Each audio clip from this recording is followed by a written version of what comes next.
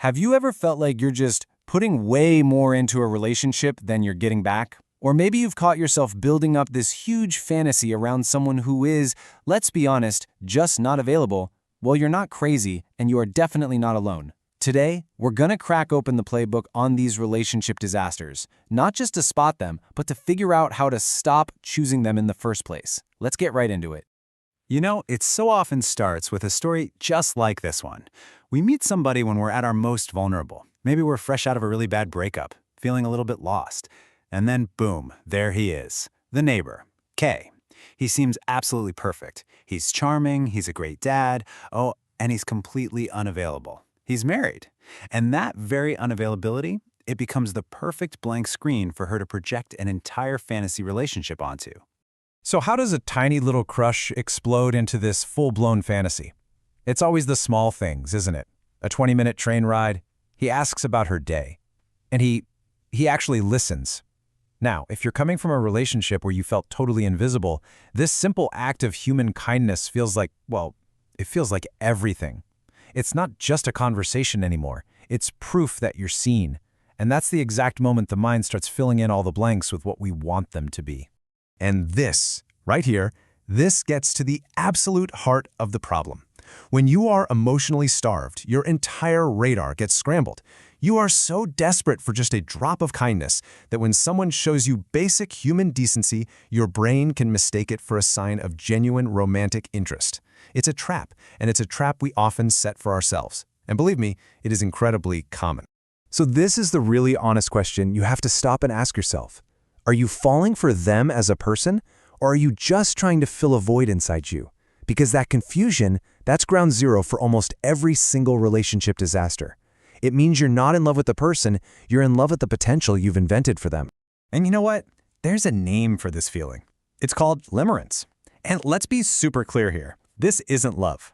Love is about seeing the whole person, right? The good, the bad, the messy, and choosing them anyway. Limerence, that's an obsession with a perfect, idealized version of someone that, frankly, only exists in your head. The fantasy is so powerful because they're unattainable, just like our married neighbor. Okay, so how do you break free from this fantasy trap? You need to tune up your red flag radar. Now, this isn't about being cynical or jaded. It's about being realistic. So let's talk about those early warning signs.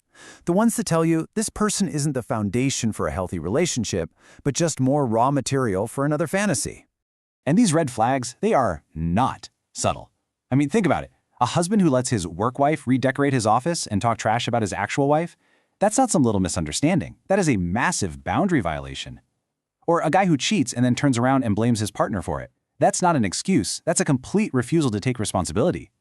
And of course, the most obvious red flag of them all, they are literally, emotionally, or physically unavailable. These aren't just little glitches. They are features of their character. All right, let's just break this down side by side. In a healthy partnership, their actions and their words actually line up. But in a fantasy, you're building a whole narrative based on, what, a 20-minute train ride? A real partner wants to integrate you into their life. A fantasy partner? Well, they have to hide you. You have to get ruthless about looking at the actual evidence. Is this connection real and reciprocal, or is it a one-sided story you're writing all by yourself? Okay, so now you know what to look for. But what do you actually do? This, right here, is your playbook. These are the tools you can use right now to reality check your feelings and make damn sure you don't get caught in that same fantasy trap again. Here it is, your 3-step reality check. Step 1. Watch their actions, not just their words. Sure, Kay was nice on the train, but his real actions, rushing to his pregnant wife's side, talking lovingly about his kids, that told the true story of where his commitment was. Step 2. Separate attention from intention. Remember this, kindness is not a contract. And finally, step 3. Evaluate their actual character, not the fan fiction version you've created in your head. This is your first gut check, and you have to be brutally honest with yourself. Are you actually seeing the person standing in front of you? The real, complicated, imperfect human being? Or are you just looking at a blank screen where you can project everything you've ever wanted a partner to be? Okay, now it's time to be a detective in your own love life. What is the concrete evidence?